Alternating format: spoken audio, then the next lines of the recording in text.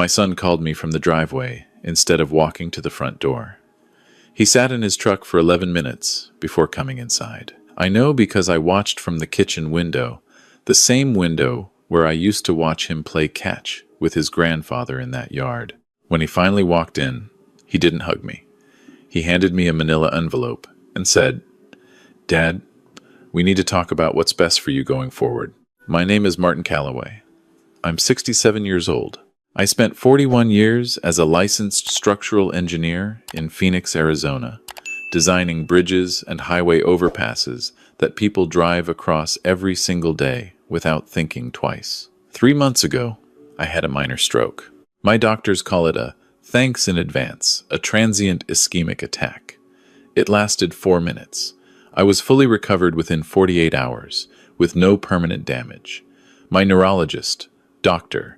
Patel at Banner University Medical Center, said I was one of the lucky ones. My son, Derek, called it a serious wake-up call about Dad's condition. What Derek didn't know when he handed me that envelope was that I had already read everything inside it. He'd left his laptop open on my kitchen table 2 weeks earlier while he used the bathroom. Old habits from 4 decades of engineering taught me one thing above everything else. Always check the documents before you sign anything. A flaw in the blueprint doesn't care how good your intentions are. Derek thinks a man who survived one minor stroke is too fragile to manage his own life. He's wrong. He forgot who taught him how to drive. He forgot who paid for his real estate license. And he forgot that the man sitting across from him at that kitchen table spent his career identifying structural weaknesses before they became disasters. He was about to find out that some foundations are stronger than they look. When my wife Carol passed away 4 years ago from ovarian cancer, I did what most men my age do when their world collapses. I kept working. I kept showing up. I finished the Glendale Overpass project she'd watched me design from our living room couch. The one she used to joke was the most expensive Lego set in Arizona. I framed the completion certificate and hung it next to her photograph in my office. Then I retired. I sold the house Carol and I had shared for 31 years. Too much space. Too many rooms that still smelled like her perfume. I moved into a comfortable single-story home in Scottsdale, 3 bedrooms, a workshop in the garage, and a yard just big enough to be worth maintaining. I had my pension from the State Department of Transportation, Carol's life insurance settlement, and the proceeds from selling our family home. Total liquid assets, just under $480,000, plus the Scottsdale property I'd paid cash for. Derek visited me maybe once a month back then. He lived 40 minutes away in Mesa with his wife Brittany and their 2 kids. He worked for a real estate agency called Desert Premier Properties. He sold mid-range homes, drove a Silverado with a company logo on the door, and wore polo shirts with the agency's cactus emblem stitched on the chest. He seemed fine, comfortable, not wealthy, but stable. Brittany was harder to read. She smiled the way people smile in advertisements wide enough to look genuine, timed perfectly for social situations. She ran what she called a lifestyle and wellness brand on Instagram called Desert Bloom Living. She posted photographs of carefully arranged charcuterie boards, pastel-colored sunrises over the McDowell Mountains, and occasional videos about protecting your energy and honoring your peace. She had 11,000 followers. Last Christmas, she told me that brand collaborations were basically her job now. After my thanks in advance in February, everything shifted. Derek started calling daily. He drove over unannounced. He started speaking to me in a particular tone I'd never heard from him before, patient, slow, slightly louder than necessary, the kind of voice you use for someone who might not follow along. He asked if I'd taken my medication. He asked if I remembered our conversations from the day before. He stood in my kitchen looking at the pill organizer on my counter the way a building inspector looks at a cracked foundation. I noticed all of it. I didn't say anything yet. Brittany started coming along on some of those visits. She'd walk through my house, commenting on things. "Dad, this rug is a tripping hazard. Dad, are you really still using that old gas stove? Dad, have you thought about whether this house is really practical for someone in your situation?" She never finished the thought. She left it hanging in the air like cigarette smoke. 3 weeks after my stroke, Derek sat me down and suggested I add him to my bank accounts. Just as a safety measure, he said. "In case something happens and you need me to act quickly." I told him I'd think about it. He brought it up again 5 days later. I told him I was still thinking. He stopped asking directly after that, but I caught him photographing documents on my desk one afternoon when he thought I was napping on the couch. I wasn't napping. I was watching him through the gap in the hallway door with my eyes almost closed, the same way I used to watch for settlement cracks in concrete at 6 a.m. On a job site. Something was being built here. I just hadn't seen the full blueprint yet. That changed on a Tuesday morning in April, when Derek left his briefcase on my kitchen table while he took a phone call in the backyard. I have a rule I learned in 41 years of structural engineering. If the drawings are sitting in front of you, you read them. I opened the briefcase. Inside was a folder labeled Dad, Future Planning. The first document was a power of attorney form, already partially filled out, naming Derek Calloway as sole agent with authority over all financial decisions, medical decisions, and real estate transactions for Martin Calloway. The signature lines were blank, but the notary section had already been filled in with a date 3 days from now. The second document was a printout from a real estate website, a listing for my Scottsdale home marked Draft, Do Not Distribute. Estimated listing price, $610,000. The property description was already written. The third document was a brochure for a place called Sunrise Pines Assisted Living in Chandler. Monthly rate starting at $4,200. The words memory care services available were highlighted in yellow marker. I put everything back exactly as I found it. I sat down at my kitchen table. I drank the rest of my coffee. When Derek came back inside, I smiled and told him the weather looked nice. I had 3 days before that notary appointment. I called my attorney before Derek's truck had cleared the end of my street. Patricia Okafor has handled my legal affairs since 2009. She's sharp, expensive, and completely uninterested in wasting either of our time with pleasantries. I told her what I'd found. She went quiet for 4 seconds, Patricia's version of a sharp intake of breath. "Martin," she said, "if you sign that POA without restriction, Derek controls everything. Your accounts, your house, your medical decisions. He could list that property tomorrow, and you would have no legal standing to stop him. Can he force me to sign? No. But if he believes you're mentally incapacitated and files for guardianship, a judge could appoint him anyway. Does he have grounds?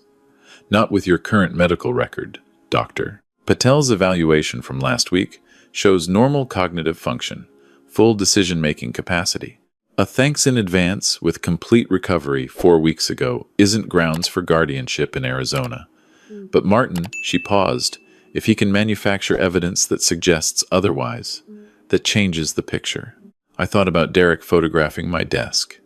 I thought about the questions he'd been asking me, casual and repetitive, always in front of Brittany. "Do you remember what we talked about last time? Did you call the pharmacy yet? Do you know where your medication is?" He was building a case. He just didn't know I'd spent 4 decades building things that were designed to outlast whatever came at them. Patricia told me to come in the next morning. She also told me to start documenting everything. I spent that evening going through my own records the way I used to go through project specifications before a major inspection. I pulled every financial document, every medical record, every written communication from Derek in the past 6 months. I found something I hadn't thought twice about at the time.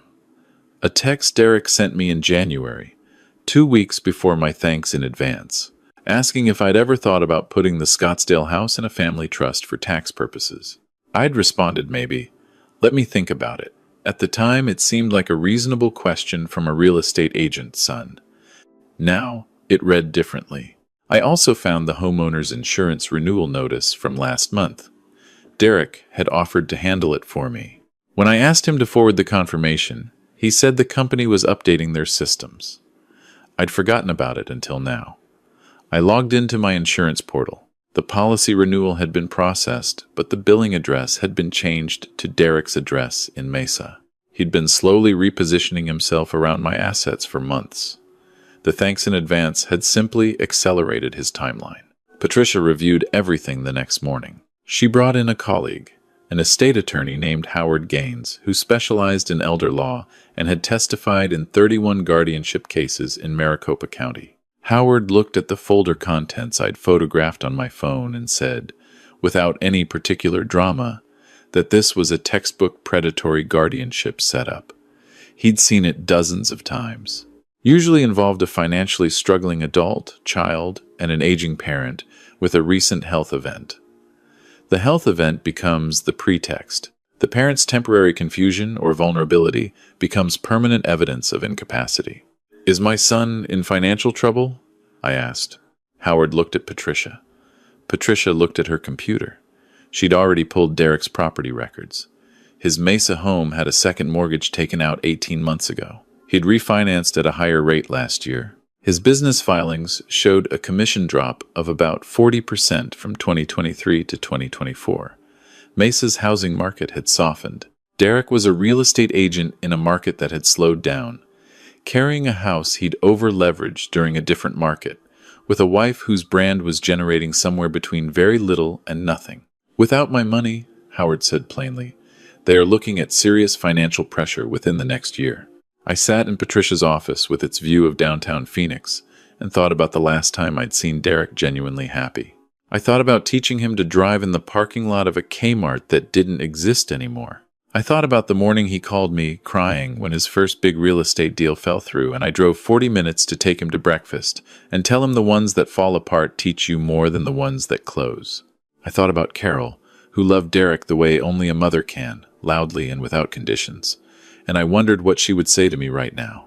Then I thought about the brochure for Sunrise Pines, the highlighted yellow marker on memory care services available. Someone had done that deliberately. I told Patricia and Howard to proceed. We spent that day establishing a revocable living trust.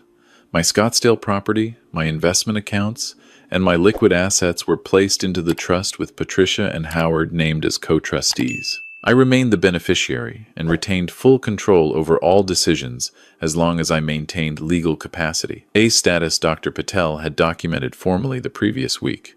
If I ever lost that capacity, Patricia and Howard would manage the assets according to my written instructions. Derek was named nowhere in the document. I also called my bank, Southwest Valley Federal Credit Union, and spoke with the branch manager, a woman named Cecilia Moss, whom I'd known for 11 years. I explained the situation. I removed Derek's name from the emergency contact list. I set up a verbal password required for any changes to my accounts. I also requested that any third-party attempts to access or modify my account information be flagged and reported to me directly. Then I called my insurance company and restored the billing address to my Scottsdale home. Derek came by Thursday evening, the day before the notary appointment he'd made without telling me. He seemed relaxed. He brought barbecue from a place I like in Tempe and sat at my kitchen table the way he used to when he was in college, leaning back in the chair, comfortable in the house he grew up visiting. Brittany wasn't with him. That surprised me. "Dad," he said, "I've been thinking a lot about how to make things easier for you." The stroke scared me. It scared Brittany. "We just want to make sure you're protected. I know it might feel like we're overstepping, but that's not the intention." I told him I appreciated that. He slid the power of attorney form across the table. "I had a notary coming by tomorrow," he said. "Just to make things official. It's standard. It just means I can help you if something happens." I looked at the form. I looked at my son. I thought about the real estate listing draft in his briefcase. I thought about Sunrise Pines. "Derek," I said, "tell me about the Mesa house." He blinked. "What about it? How are the payments?" He shifted in his chair. "We're fine, Dad." "Are you? Because your second mortgage renewal is a matter of public record, and your commission filings are filed with the state." The color drained from his face slowly, the way water drains from a sink. "I'm not signing this," I said. "I want you to know why I'm not signing it, and I want you to hear it clearly. I found the brochure for Sunrise Pines. I found the listing draft for this house. I found what you did with my insurance billing address. I've been watching you for 6 weeks, and I've been building a record for 4. Derek's jaw tightened. "Dad, you're misreading this." "Am I?" I spent 41 years catching structural failures before they became disasters. I know what a load-bearing wall looks like, and I know when someone's been quietly removing bolts. He pushed back from the table. You've been through something traumatic. The stroke, it changes how people process things. You're seeing threats that aren't there. I pulled out my phone and played Patricia Okafor's voicemail from that morning. Martin, the trust documents are executed and filed. Your assets are protected. Call me if anything changes. Derek stared at the phone. What did you do? I protected myself. The same thing you were trying to do, except I did it legally, ethically, and without lying to anyone. The kitchen went very quiet. Outside, a neighbor's sprinkler system kicked on. Derek, I said, I know you're in trouble. I know the market has been hard, and the house is stretched, and Brittany's Instagram isn't paying the bills. I understand you're scared, but the answer to your financial problems is not my bank account, and it is not a memory care facility in Chandler. His face crumpled for a moment, the same face he made at 16 when I caught him lying about where he'd been, and then it hardened again. You've changed since the stroke. You're not thinking straight. Dr. Patel evaluated me last week. My cognitive function is completely normal. I have the documentation. Do you want to take this to a judge? I have Patricia Okafor and Howard Gaines ready to appear. I have 41 years of professional documentation of my mental competence. What do you have? He didn't answer. I have one more thing to tell you, I said. I know about the notary appointment tomorrow. I want you to cancel it. And I want you to understand that if you file for guardianship based on false evidence, and I believe you know the evidence would be false, you will be committing a criminal act in the state of Arizona. Elder financial abuse is a Class 2 felony here. Patricia has already filed a preliminary report with Adult Protective Services. Derek stood up. He picked up the unsigned POA form. He stood in my kitchen holding it for a long moment, and I watched my son, whom I love, wrestle with something I hope he never fully understands, the moment when a person realizes they've been caught not just in a plan, but in a version of themselves they can't easily explain. He left without finishing the barbecue. I sat alone in my kitchen for a long time. Then I took my evening medication, set my pill organizer for the next morning, and called Patricia to tell her Derek had been informed. What followed over the next 3 weeks was not dramatic. It did not involve courtrooms or handcuffs. Real situations rarely look like the version people expect. What it looked like was paperwork, phone calls, and the slow, grinding mechanics of consequences finding their proper recipients. Patricia filed a formal elder abuse complaint with the Arizona Adult Protective Services. An investigator named Sandra Whitfield came to my house, reviewed my documentation, and interviewed me for 90 minutes. She was thorough and professional. She documented Derek's attempt to have me sign a pre-filled POA without my prior knowledge, the drafted real estate listing, the altered insurance billing address, and the photographic evidence I'd captured of Derek photographing my financial documents. She also reviewed the brochure for Sunrise Pines, which I'd kept in a labeled folder along with everything else.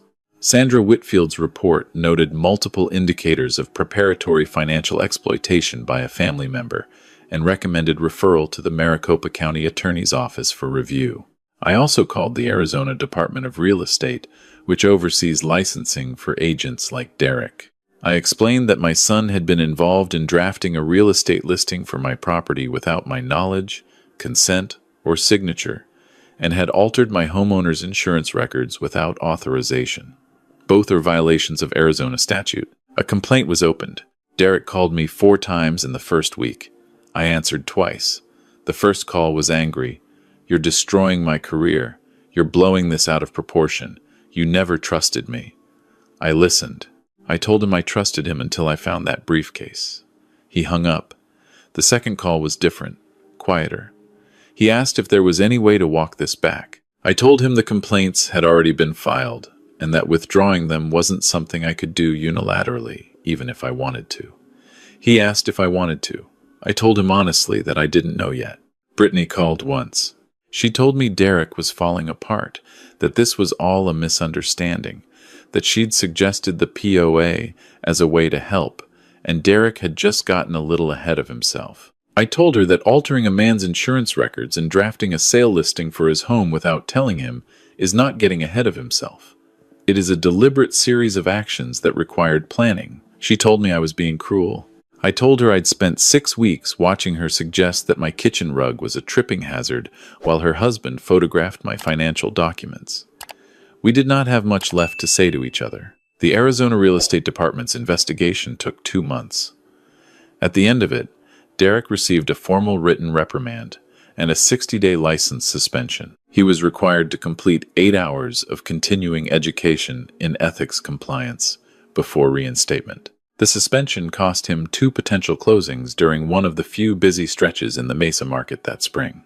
The Maricopa County Attorney's Office reviewed Sandra Whitfield's report and declined to file criminal charges, citing the fact that I had acted quickly enough that no financial harm had actually occurred.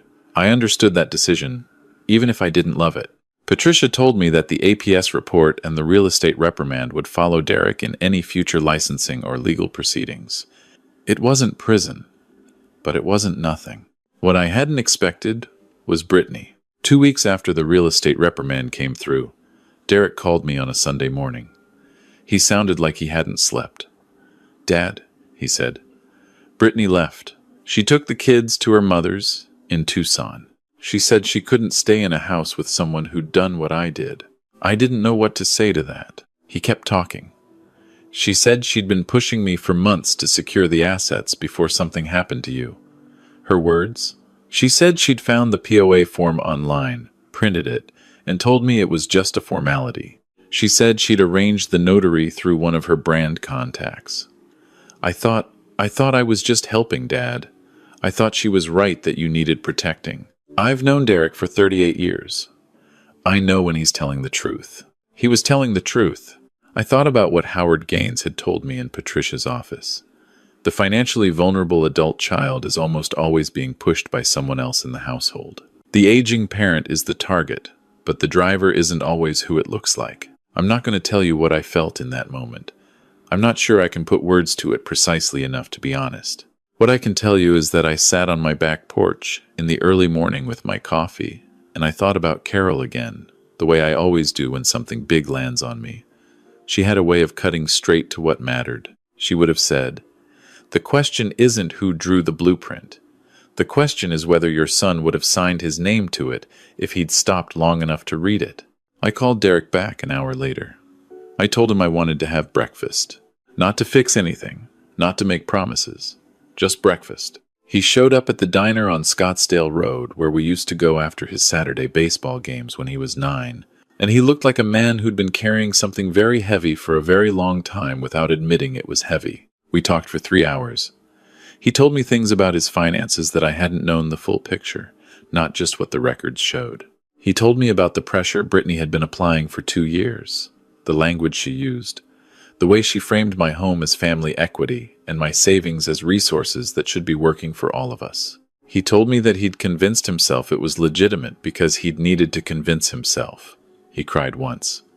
I did not, but not because I wasn't moved. I told him what I'd needed to tell him for months, that I was not helpless, that a 4-minute thanks in advance with complete recovery was not the end of my independent life, that I had 41 years of professional experience, a sharp attorney, a neurologist who thought I was doing remarkably well, and a workshop full of tools I still used every Saturday morning. I told him that if there ever came a day when I genuinely needed help, I would ask for it directly, openly, on my own terms, and that I expected him to be someone I could ask. He nodded.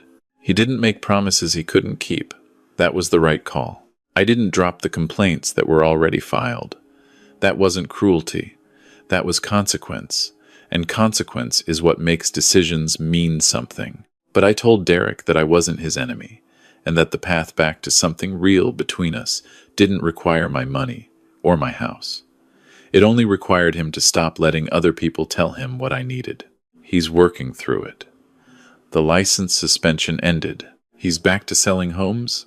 He's in counseling his idea, not mine, which matters. Brittany has filed for divorce. I have no opinion about that beyond the obvious, which is that my grandchildren deserve stability and I intend to be present in their lives regardless of what their parents sort out. I moved through the spring the way I always have, methodically, with attention to detail, and an honest respect for the things I can't control. Doctor. Patel cleared me at my 4-month follow-up with a thorough evaluation. Blood pressure well managed, no new neurological events, cognitive assessments in the normal range for my age. She told me to keep exercising, keep doing things that require concentration. She specifically mentioned the structural drawing hobby I'd taken up in retirement, where I sketch redesigns of bridges I see in photographs, just for the pleasure of it. She said it was exactly the kind of mental engagement she'd recommend. I'm still in the Scottsdale house. I still cook on the gas stove. Brittany called a hazard. The kitchen rug is still there, because I chose it with Carol at a shop in Old Town 19 years ago, and it does not constitute a danger to anyone who picks up their feet. Patricia Okafor finalized my estate documents last month. Everything is structured clearly. The trust, the designated trustees, the medical directives, the financial instructions. There are no surprises waiting in anyone's briefcase. I've given copies to Patricia, Dr. Patel, and my neighbor Ray, who has been my friend for 12 years, and who would genuinely notice if I stopped showing up for our Tuesday evening chess games. I also spent several hours with Sandra Whitfield's supervisor at Adult Protective Services, contributing to a guidance document they're developing for aging adults about the warning signs of financial exploitation by family members. Howard Gaines asked me to speak briefly at a seminar he organizes for estate attorneys about early intervention strategies. I'm not a public speaker, and I told him so. He said I wouldn't need to be. I just needed to tell the truth about what happened and what stopped it. I did that. It took about 15 minutes. Afterward, a woman in her early 60s approached me in the hallway. She said her daughter had been doing something similar with her accounts, small changes, subtle rerouting. She'd noticed, but hadn't known what to do with what she noticed. She asked me who I'd called first. I gave her Patricia Okafor's card. That woman called me 3 weeks later to tell me she'd gotten everything in order before anything irreversible happened. Derek called me last Sunday. He wanted to know if I'd watch his son's baseball game. My grandson is 7 years old and bats left-handed with a stance that looks almost exactly like Derek's did at that age. I sat in the bleachers with the sun hitting my face and watched a 7-year-old chase a ground ball into left field with complete, focused, magnificent effort, and I thought about what it means to still be here for this. There's something people don't understand about aging, or about medical fragility, or about any kind of vulnerability that makes other people nervous. They assume that needing to be careful means needing to be managed. They confuse caution with incapacity. They look at a man who takes 4 medications daily and checks his blood pressure every morning and had a 4-minute neurological event in February, and they see someone whose story is mostly behind him. What they miss is that the same man spent 4 decades learning to identify the difference between a structure that is failing and a structure that is under load. Those are not the same thing. A structure under load that has been properly designed for that load is not compromised.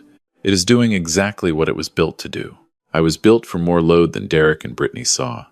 I intend to carry it as long as I am able, on my own terms, in my own house, with my own hands. My name is Martin Calloway. I am 67 years old. I survived a minor stroke and a son who almost made a decision he could not have undone. I have a trust document, a sharp attorney, a neurologist who respects my brain, and a workshop where I spend Saturday mornings doing what I love. And I have a 7-year-old grandson who bats left-handed and ran out a ground ball last Sunday like his life depended on it. That is not a man who needs to be put in a folder labeled future planning. That is a man who still has plans of his own.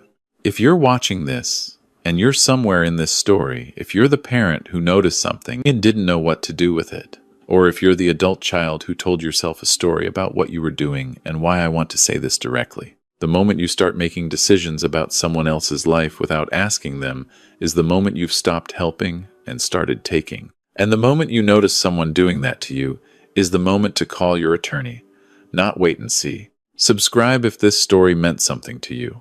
Leave a comment and tell me where you're watching from. And if you know someone who needs to hear this, share it with them. Because dignity, at any age, doesn't happen by accident. It happens because someone decided it was worth protecting.